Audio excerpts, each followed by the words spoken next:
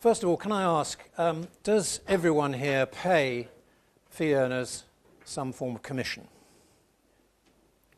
There's a surprise. I have always had three basic concepts in recruitment for the last 40 years. And I'm going to share the second one with you. We'll leave the other two out for the moment because of its relevance to this topic. And that is this. You pay commission. If you were on the, or if any member of the public said the word commission, what's the thing that comes into their heads? What word might spring to mind? Is the very first word I would like to suggest does come to mind. Absolutely. Now you really want, don't you, your customers, by which I mean your candidates and your clients, to think that they're dealing with a sales organisation. That's really what you want them to think, is it? Absolutely not. We are, boy oh boy, are we a sales organisation. You forget that, you're dead in the water. But the perception of being a sales organisation is something you definitely want to try and soften out. Would you agree with that? So my second of three concepts is quite simply, perception is what? Can you complete the sentence? Is a suggestion, but not the one I'm quite looking for. Thank you. Perception is reality. Now, you have at the moment got a perception of me. Boring old fart. That is your perception of me. If that is your perception of me, to you, whether it's fair or unfair or true or untrue, that's your perception of me, and therefore, to you and the eyes of the beholder, that is reality. I believe that because we recognise that commission is not a word that we like to be associated with in terms of what it means to people, and we are doing something which is commission, which clients hear about, commission, which candidates hear about, your consultants, of course, know all about it, and I'd like to suggest that a simple tweak could change their perception. I've proved this works. At Abacus, we did not have a commission scheme, and yet it was hugely successful. Did that mean we didn't pay some form of extra reward for extra achievement? Absolutely not. But we didn't bloody call it commission. There was no such thing as commission. Try and get it out of the vocabulary. And I'll show you how that can be achieved. For commission, read profit share. Now, I can tell you this from endless experience, if you, at not every occasion, but whenever the word is going to come into the conversation, if someone said, we don't pay commission, I don't receive commission, I do not pay my staff commission, immediately you've got some degree, we don't know how much, but some degree of greater take-up in the perception and in the mind of the listener. What you can say, but I only suggest you say it if they say, what, you mean you don't pay anything extra for doing a good job for your staff? Oh yes, we've got a profit share scheme. And you go on to the next thing, dismissive, if you like. Profit shares apparently are lovely, and commission stinks. So why have a commission scheme? Now, our profit share scheme looked remarkably like a commission scheme in any other organisation, but we didn't call it commission. And we were often able to sell the concept that we are not on commission. We're not commission driven. We're much more concerned with the service that we offer than the sales that we're generating. Is that a good perception to create? I suggest it is. So I'm going to show you how, in my book, you should be able to adopt and adapt commission schemes of what, more or less any type into a profit sharing scheme, so that if, and it never ever actually happened, then anyone will say, well, can you explain that in more detail, this profit share scheme? They love that, that's all right, that's fine, we don't mind about it.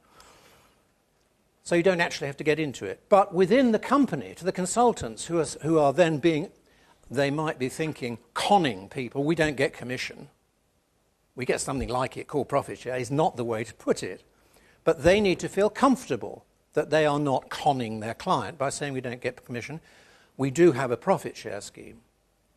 And the profit share scheme works, as you will see, as a profit share.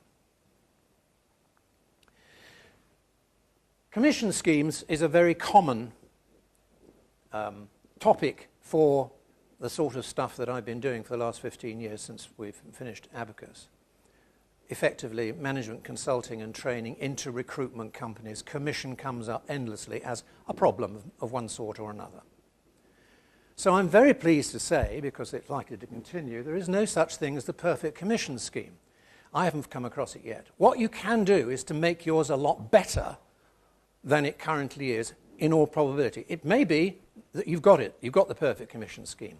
If you have, you might as well get up and go now because you're going to be wasting the next hour whilst we talk about one. You've got it already. But I suggest probably you'd like to hear if there's something else that might improve it. Fair? So think for a moment. In your company at the moment, with your commission scheme, what do you think you might need to improve?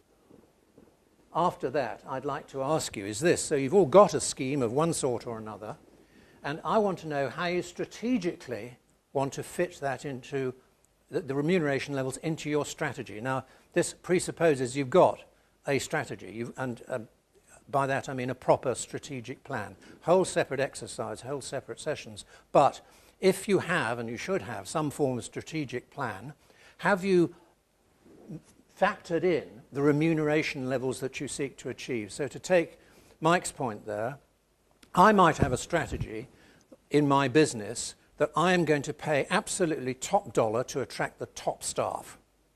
So I will always be able to command the loyalty of my staff based on the fact that they are unlikely to be able to get any more anywhere else. Now, there are other reasons why they might not be loyal, but the money isn't going to be there. That's my strategic plan.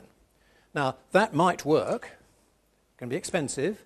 It may mean that you're not clearly going to make as much profit as other people may be making, but is that part of your strategy? Now, if part of your strategy is that ultimately you want to exit the business, if I come along as a potential acquirer and see the amount of money you're paying out to your staff, and we're going to integrate your business into my group, I've got a major problem here.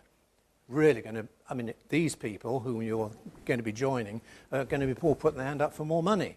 So in terms of, if that is your strategic end game, that's not a very clever strategic short game. Hence my question, is your remuneration level and concept and whatever consistent with the sort of strategy that you've got for the business? Often not something people are thinking about. They're simply thinking about almost this month's, how much it's going to cost us and how much we can leverage up. So I think it's important that you keep measuring internally and externally. Now, Mike's, again, alluded to something where the difference between one company and another in terms of their pay structure, in terms of their, and we come to this later, use the word correctly, earnings, in other words, salary and whatever else you put on top of that as money or other benefits, the earnings. How do you know whether you're paying high or low? How do you know that?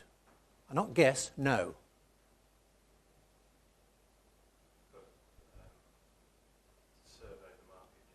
Yes. Is that something you're doing all the time? I'm not suggesting it should be, but if you're able to say, yes, I know, you probably have to be doing that.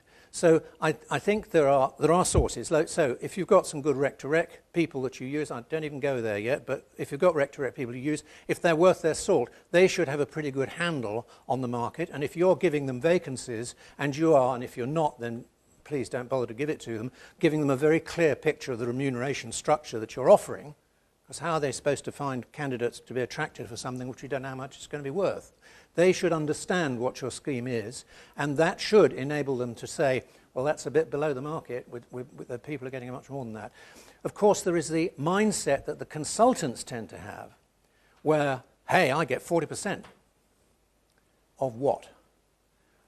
40% above a threshold, 40% of everything I bill, I get 40% of my total earnings, is 40% of my total billings. You know, how does this come about? And most people just click on the big number. So it needs to be measured carefully and understood carefully. Next point on this is, do you have a salary strategy? Because if you have a salary review system in place, there are a number of ways of doing that. I can give you 5 or 6 straight off the top of my head of how a salary review system might work, and you might well have 4 between the 4 of you as how you organise your salaries. Tell me, what's the salary review? How do I get a review of my salary? I guess for me, it's more about the commission scheme than the salary. So my salary with you might be actually quite low compared to the competitors? Yeah, okay, but the earnings potential is high. Yeah. I'm sure you're going to tell me, otherwise you're not going to get it. Okay. But having got into your business with a low salary, how do I get an increase in the salary? Only on promotion, right, fine, which is one way of doing it. And? Annual review program, each considered one by one. And that is annual, once a year for everyone, so on the 30th of June, everyone is reviewed? Yeah. Okay, and then they're reviewed on merit? Yeah. And then it's subjective as to what that merit is, or is this very much formulaic? It's linked to promotion, but it's also linked to... Yeah, take promotion out for the moment. That one would expect, not always necessarily happen, but would expect an increase for a promotion. But same job next year, same guy, do I get the same salary? No, because there's a salary review on the 30th of June. And is that then done, because now we spread out, is that then done right? We're going to give a salary review across the board to the company as a whole. It's not going to be a straight percentage for everybody, is it? It could be. Whatever your salary is at the moment will be increased by 3%. Oh, everybody. That's fair. How can anyone say that's unfair? You may not achieve what you want, but that's fair. On the other hand, you could say, well, we're going to pay in total 3%. 3% of the total salary box is available. Right, 4 managers, you get 30% of this lot, you've got 60%, you've got 10, you've got 50. Here's your 100% of the 3%. You allocate it out within your team on merit. Another way of doing it. Okay? So, number 2, how transparent do you want to be? How transparent do you think you need to be? I've come across a lot of very typically small recruiters, mom and pop shops, if you like, where they are so secretive about how much profit they're making and how much they might be getting out of the business. They don't want their staff to know anything about that. And consequently, the whole thing is very untransparent. I'm not suggesting that they should know all of that, but that actually works through in every other way. So they would be, for instance, typically very discretionary, very subjective, and pretty secretive about what rises they're giving to people and for what. And consequently, I think a degree of transparency will help the perception of fairness. If people can see what the deal is and understand what the deal is. Now, I was working with a client yesterday, and I discovered, I hadn't appreciated it, that the individual consultants have a target, which I knew about, but it was possible for other members of the team to identify that if someone has a very high target, they must be being paid a lot of money. And they aren't necessarily paid all the same amount of money for the same job. And indeed, one guy had come in on a guarantee to try and attract him in for the first 3 months, and his target was necessarily quite high because of that guarantee. And immediately, the other staff would know that he's on a high package. Now, that doesn't necessarily matter, but that sort of awareness of transparency is an issue. Just need something to think about. So I've been typically asked for advice on specific client schemes. So here's your scheme. What's your problem? Let's sit down and try and see if we can find some results to achieve what you're trying to achieve out of it and iron out some of the anomalies that you have in it. Now, that is obviously very specific to individual things. And my starting point of saying there's no such thing as a perfect scheme means I can't say, here's the be-all, end-all, and it fits every size. It doesn't. There's no such thing. It can't do. Quite apart from sectors and style and contractors versus temps and perm only and search and everything. So there's too many of them.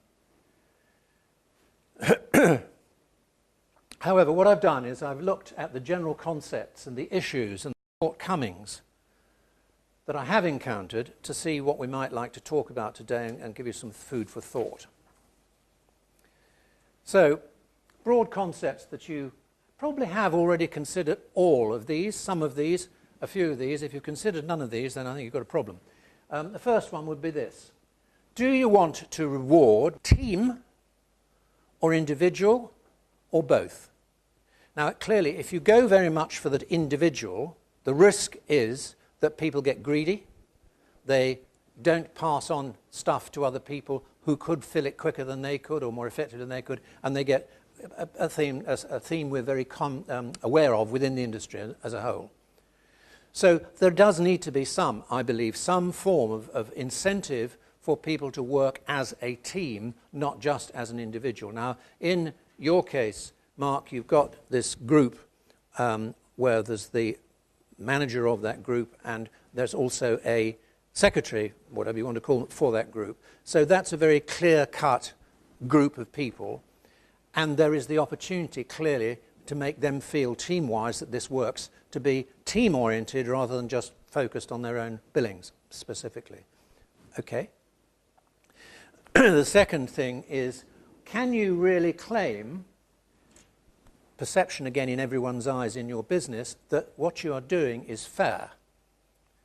Now, if it's not considered fair, what's the risk?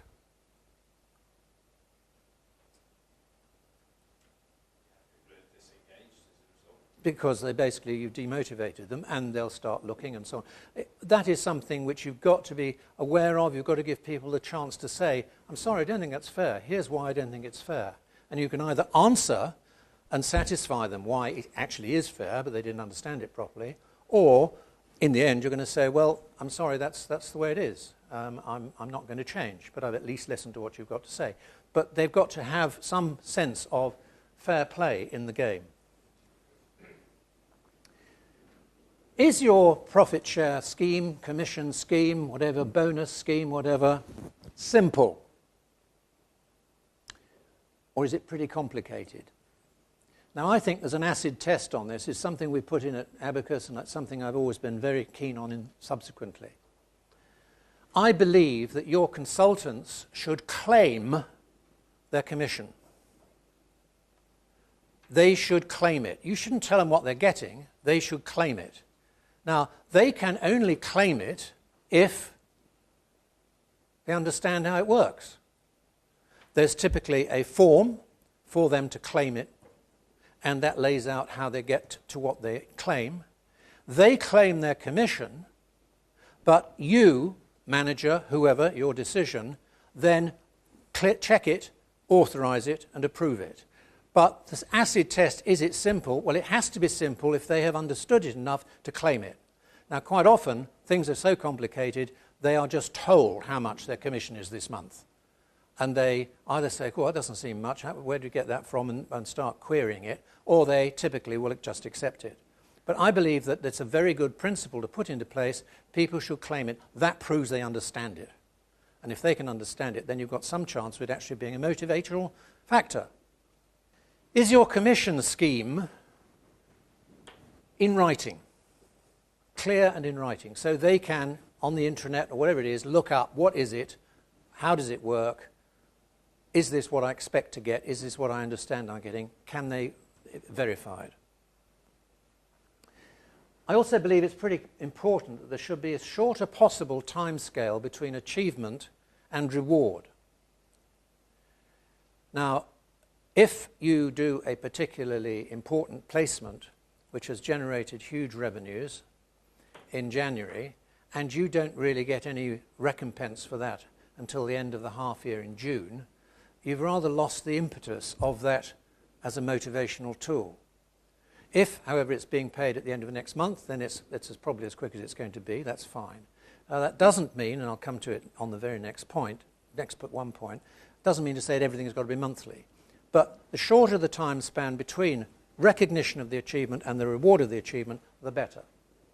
So it could be paid monthly, it could be paid quarterly, it could be paid annually. Now, in fact, there's lots of justifications for having some of each in it. What's the advantages of the quarterly and the annual element in it? Retention, absolutely. The negative of that, of course, is it not fulfilling this achievement reward situation. So there's got to be, I suggest, a very large slug of it pretty quickly, with the upside on the longer term, given that they survive through to that date. Okay. Certainly, if you are dealing with perms, you have the peaks problem.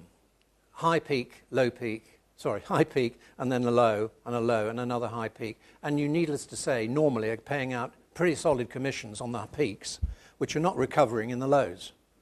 You're not paying much, but you're not recovering them either. So you've overpaid, really. And certainly, you would love to feel that everyone could do a similar figure throughout the year, but they don't. They do go up and down. And so that is where it may be that you are able, and I'll give you some ideas on that if you want them, might be able to give some degree of encouragement to look past just the month at a time. So what we used to do was that we would pay on a monthly basis, but there was a quarterly bonus, which was geared to the achievement over the 3 months. So if you had a good month, a bad month, and a good month, so long as the good month was better than the shortage on the bad month, you got your quarterly commission, or whatever you wanted to call it, bonus. I do believe quite fervently that the schemes should be uncapped. In other words, they can earn as much as that scheme can generate, rather than say you can not earn any more than this for that. Make it uncapped. What's the point of putting the cap on it? If it's going to be at a level which is going to be worth capping, then it must be at a level at which you're happy to be paying, because you're getting some pretty good income on it. Should it be linked to settlement or not? I've worked with both systems where basically the consultant has done their job, they've put the two together, they've got a fee, and that fee has been billed.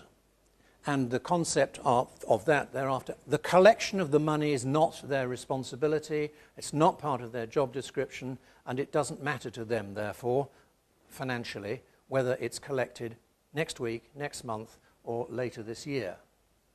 That's one approach to it. Other approach is, that's what you've earned, well done, jolly good, we'll pay it to you when they've paid us. Now, what I've just applied to the first issue, apply it to the second issue. But I don't have any control over how quickly they pay. Our credit controller is useless. Has been sick for 3 weeks. They haven't paid because no one's chased them. Why is that my problem? Why should I suffer financially for that? Now, 2 takes on it.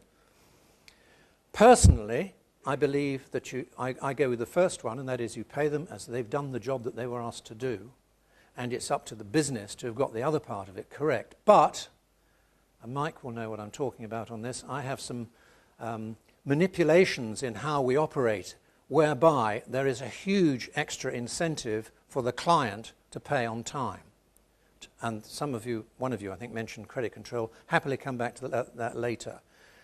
If that was, as it is, conditional on the consultant doing their job properly in giving the necessary ticked boxes, did you tell them about this, was that done, is that in place, then it'll get paid. Then, of course, it's fair that it should wait until they have paid. They're encouraged to do so. But in general terms, I personally believe the credit control is your problem, not the consultant's. Yeah. Okay. Now, the commission system is, of course, subject to change. It isn't something that's set in stone ad infinitum, more of which later. But, and it's a big but, it shouldn't constantly be changed.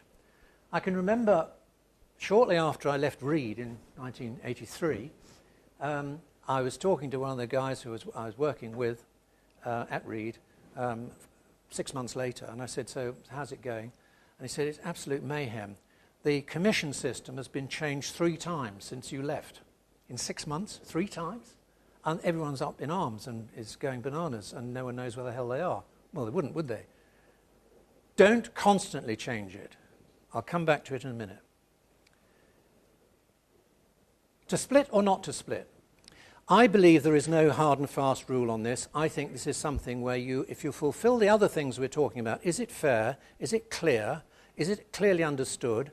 And everyone knows what they're doing with it, then I don't mind which way you do it. The risk is that the split that I think you indicated is 50-50, is that fair? And you identified, to me, not to them I presume, no, it isn't fair, because actually the short resource at the moment should be being better rewarded. And so if they are perceiving it as not fair, then you may need to change it or justify it. But I don't think there's a clear-cut do or don't do it on this. There are pluses and minuses, but I think they link to all the other things.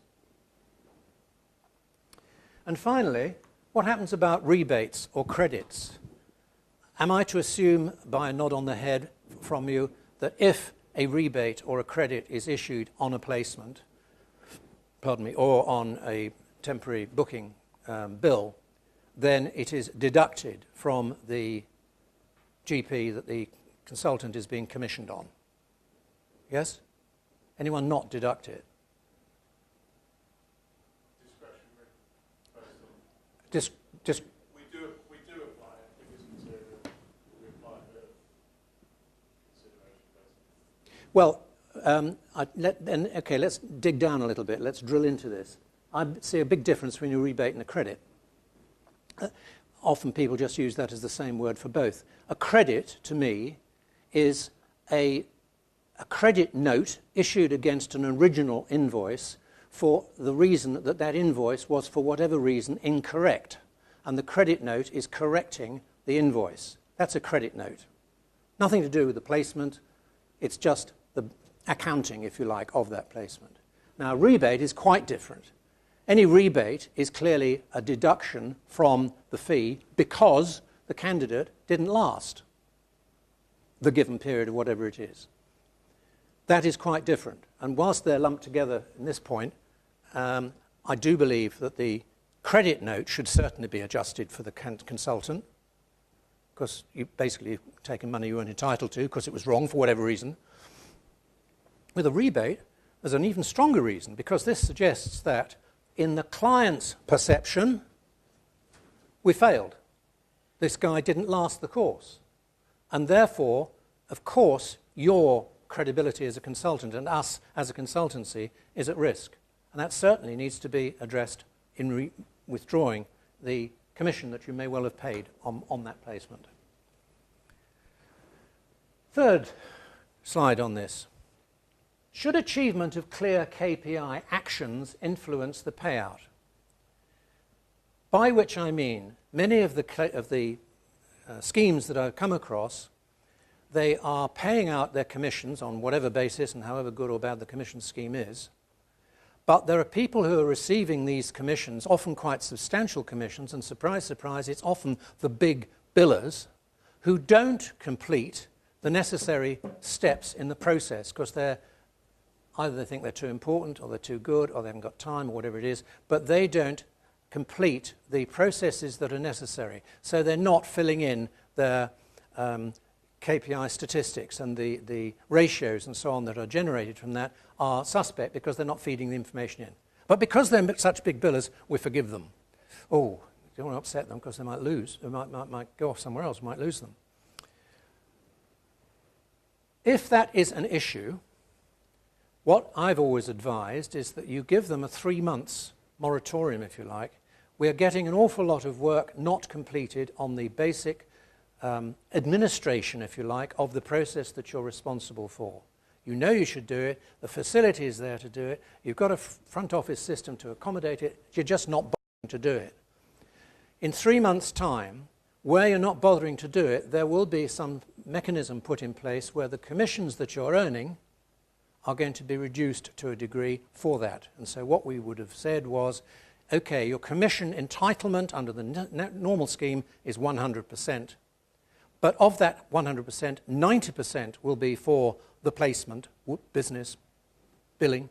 10% will be for the completion of the necessary identified KPIs.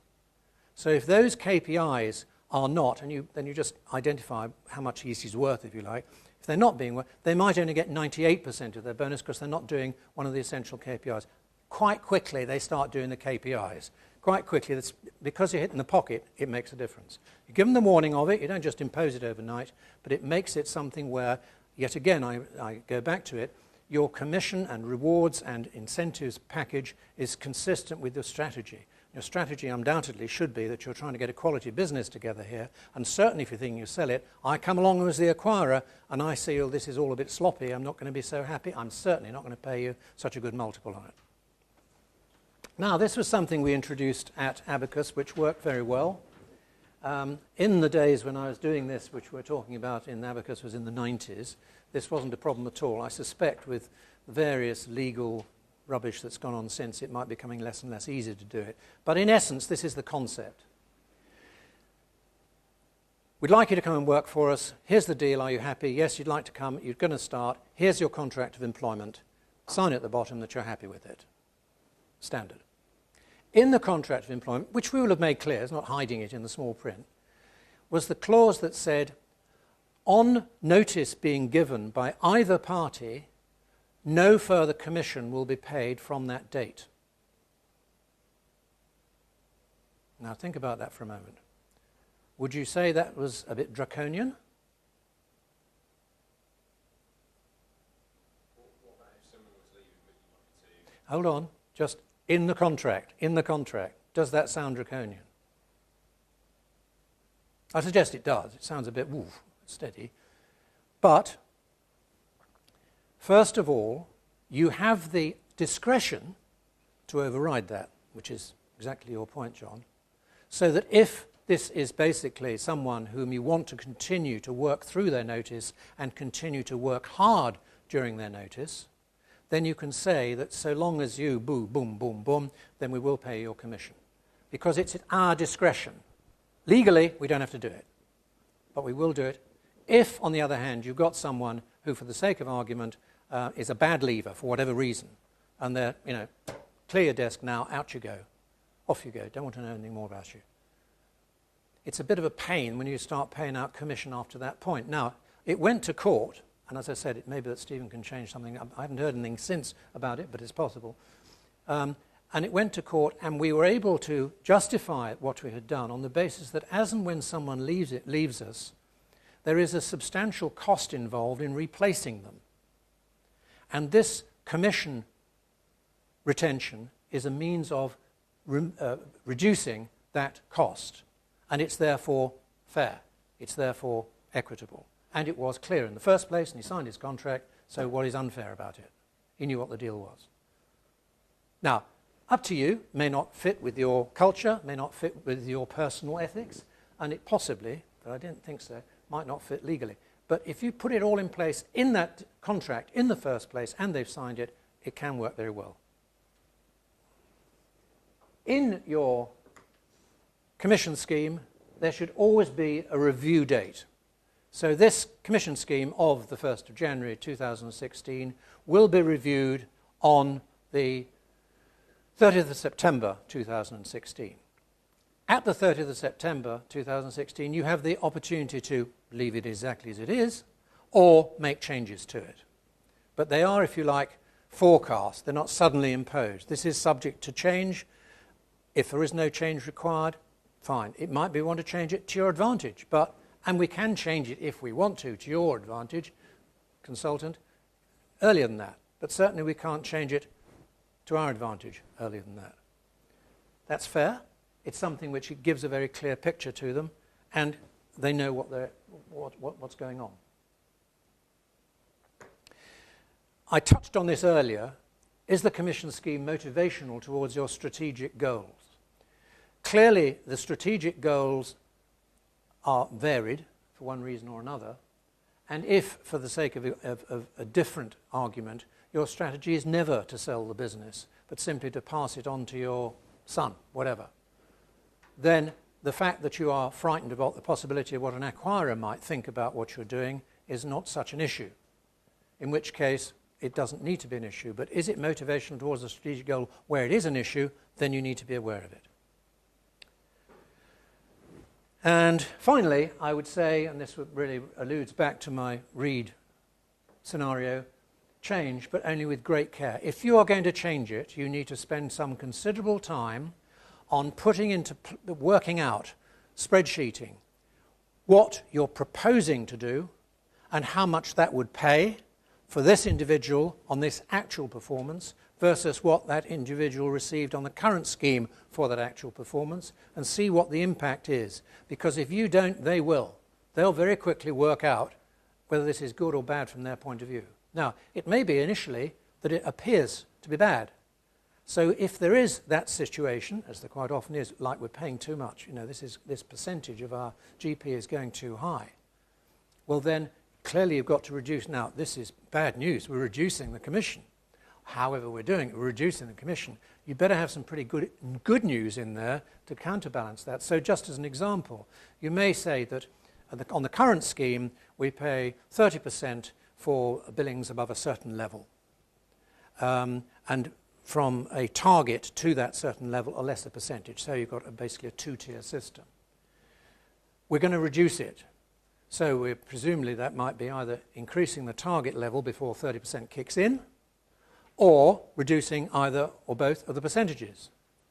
Well, all you've got to do, I say all you've got to do, you'd better have something like this to do, is that there is some compensation. So what you might do is say, look, we're going to leave the target where it is, and we'll leave the 30% above it, but if it's target plus 40%, 50%, whatever it is, it goes up to 40%.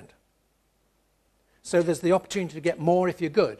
And that typically, you never mind paying for the overperformance. What you're trying to do in reducing this is to not pay for the underperformance, which was why I'm going to come to something in a minute about that.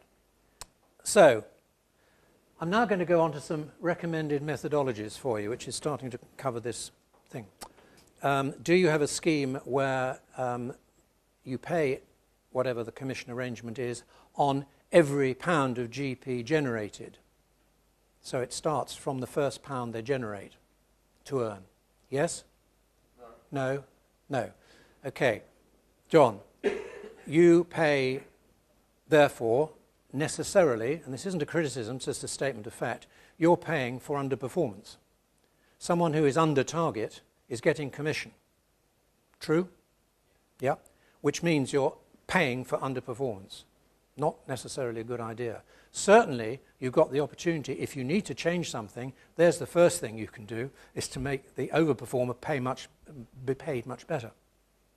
So, I believe, I go with the other two on this, no way do I pay for every pound. You're always paying for underperformance. Of course, but you can reduce it a bit and cut it about. Yeah, absolutely, as you'll see in a moment.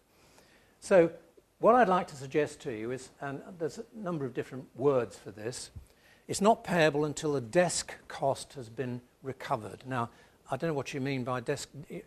I'm going to cover some of it in a minute. In fact, I'll do that now. I'll do that first. Desk cost would include all the remuneration and employment on costs, but exclude commission. There is then on top of that an allocation for advertising, in other words, the cost of acquisition of candidates, plus a proportion of the office costs to include whatever you feel is fair and justifiable. So you might feel, and I wouldn't argue with you, it's fair and justifiable that the rent charge for the floor should be divided by the number of people on that floor, and part of the cost of employing those individuals is an allocation of rent. Okay? Now, that adds up to a number. Don't know what the number is. You need to work this through and work it out, of course. But this means that if you have got this level, let's call this number X, that's the on cost, if you like, of employing the individual. So what you then do is once GP has exceeded X, i.e. the overhead has been recovered, then theoretically there is some profit share to pay, which brings me neatly into, I don't have a commission system, I have a profit sharing scheme. And this is where I can make the consultant, who might be a bit cynical about it to start with, see that actually that's exactly what it is. And even if your existing scheme has what some people called another word for desk cost, a threshold. They've had a threshold in place, but that threshold has not been anything scientific. It's just a number, which is about right in the owner's mind, over which they're paying commission. Now, it's just a number over which they're paying commission. This is an overhead recovery figure beyond which we are in the possibility of generating profit from your GP. Consequently, it is a profit share. In addition to that, though, I feel that ideally there is an identified target. And that target should be greater than, of course, desk cost, which shoots your thing, John, in the foot, because the desk cost is going to be above, the target's going to be above the desk cost, there's the target, and you're not paying anything till they've achieved target.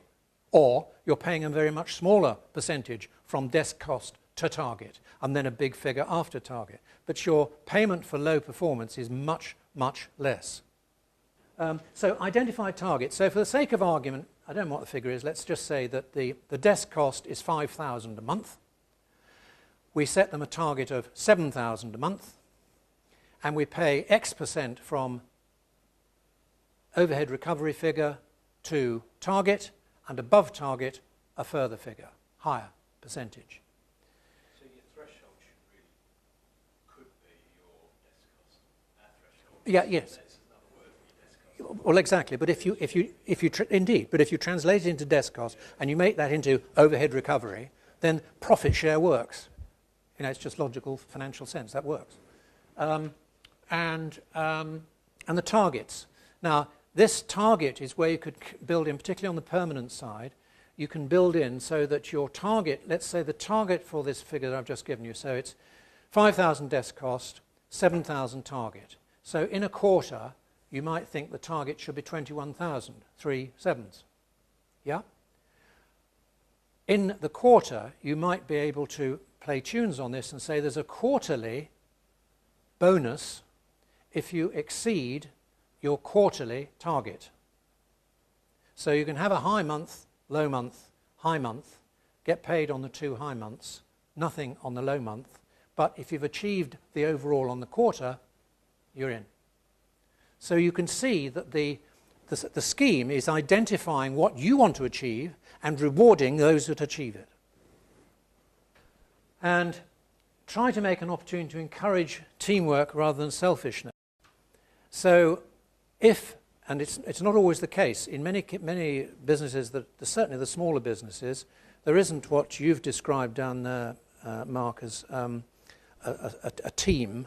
There are a series of teams, if you like, which might be 1 or only 2 people. And consequently, to get teamwork working is almost impossible because of the fact that, well, this candidate is no good to the other 2 teams. So the fact that it doesn't pass it on, it entirely, which is why there's no perfect answer to all this, it entirely depends on the circumstances, the sector, the level, the experience of the consultants involved.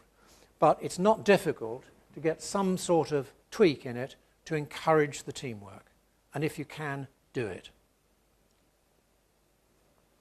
So finally, on this, I would say that what you need to do is get consultants to concentrate on earnings, thinking about earnings. Consultants typically think about salary. My salary isn't any good because I can't talk about my commission because it's variable, whereas I know what my salary is. But get them to concentrate on earnings. And so you keep emphasizing the annualized earnings.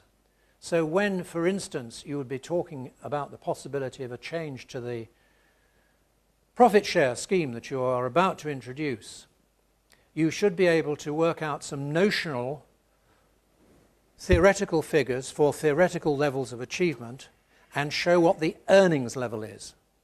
So that with what you're earning at the moment, John, and this scheme in place, if you earn GP of what you've done in the last 6 months, your earning rate, your run rate on earnings would be X, which is not a number they typically have thought of and will typically be a number higher than they expected. And also, as and when they go, for instance, to a rec to try and find something else or have a sniff around to see what's going on, and the rec says, well, we've got a job here, and they pay a 40% commission. Oh, wow, because I only get 30% here. Wait a minute, work it out. They pay 40% for the sake of argument on my scheme, above target and above desk cost. But 40% on your scheme, 40% from pound 1, is quite a different game. So, and typically they're not, I don't know why, but it's not that difficult. They're not that sophisticated. They say, well, I'll have a go for that. Yeah, 40% sounds good to me. Equally, you can create that perception yourself. Instead of the 30%, which is the theoretical top level, we are increasing that to 40%. Wow, that's good. But of course, it's conditioned on achievement of this, that, and the other. But the figure that will stick in the mind is 40%. That sounds good. So concentrate, you and them, on thinking earnings, not just salary or commission. Absolutely good. Now, final point on this is I'd like to say you highlight the loss of earnings due to discounting. Now, we all agreed, to a varying degree, discounting is taking place in your business. Discounting against your standard terms or discounting against your target margins that you are expecting to generate, aiming to generate, rewarding people for generating. Now, it's a whole separate session which Mike's seen and heard, but I believe that our industry is guilty of such pathetic handling of this pricing that they deserve all they get, like we're all discounted. What can be very helpful in this, and particularly it depends, just to touch on one point in that session, on one point, your consultant, be it a temporary consultant, be it a permanent consultant, contractor consultant, do they have the authority to negotiate the rate? Can they negotiate the rate and get the deal? No? Yes? Yes. To a certain level. In other, or down, down to a level. They can't go below a level, then it's down to you, is it? Okay. Can you give me some sort of indication of what that band is between acceptable and pass it? 20%. From 25 down to 20. Okay. 5% less. 5% less. 20% less. 5 on 25 is a 20% reduction. Consultants don't think like that. Clients don't think like that. And if I said to the client, so you want it at 20%, not 25, tell me, in your business, what do I have to do to get a 20% discount on your prices then? But it isn't 20, it's 5. No, 5 on 25 is a 20% reduction. Okay? Perception straight away. Now, I believe because we give, in most cases, not all, that freedom, boy, do they take it. Why wouldn't they? Get the bloody thing on. That's all we've got to do is to get this on, fill it. That's what he wants me to do. Now, that's a whole separate session, and I get fervently passionate about it, but we're giving away so much money. Now, what I'm suggesting here, do you have, if you don't, perhaps you might think about having an annual conference or whatever, where everybody gets together and you give them a sort of State of the Nation address, and here's what we're going to do next year, and here's the new profit sharing scheme we're putting back, blah, blah, blah, blah, blah, stuff, when you've got everyone together. And no doubt on that occasion you're going to have the awards ceremony. So top biller, highest number of temporaries out, whatever it may be. Now, what this company that I was working with did, they had a top biller who was brilliant and who was billing an enormous amount of money for that sector, let alone anywhere else. He was billing about 300,000 and was streets ahead of anyone else. Next highest was about 140. And so, well done, Fred. Once again, you're the top biller. And I'd like to show you, everybody, how good and how much Tom has achieved in this year. And up on the screen went this spreadsheet of every placement that he had made. And it was a spreadsheet where the first 3 columns had been filled in. So, let's say, client, candidate, salary level, fee. Right? Boom. Total fee, 300,000. Brilliant. Well done. Next column, the fee expressed as a percentage of the salary on which it was based. Percentage written in. And then the column, what the standard terms of business fee should have been, would have been, if it had been achieved. And the difference was some, I can't remember the precise figure, but instead of 300, it was going to be £400,000, was the theoretical possible maximum. His figures were then shown as, wow, fantastic, but listen, Fred, if you had got something extra out of that 100,000, instead of the earnings that you have generated, you'd be earning, because this would all be the top end, the 40% bracket, you'd be earning another £25,000. if you'd got all of that in. Now, if you're giving Fred or anyone else the opportunity to negotiate the fee down, you're giving your money away. Now, that doesn't mean to say that you shouldn't give a good consultant, and I certainly don't think you should give a rookie, the opportunity to have some authority in that area, but it certainly shouldn't, with great respect, John, be as much as that. I might say to you, well, if they've got a damn good case, and I want to see what it is after the call, that they've dropped to 23, but they can do it to 23, but I'm not going to let you go down to 20 without me clearing it, whatever. Play the game as you wish. If they have achieved a reduction, if they've given a reduction, see how much it's worth to them. You have just given away 20% of the bill, on which you get 40% if you're up at the top level. You're talking about serious money here. Make them aware, relating the earnings to the discounting.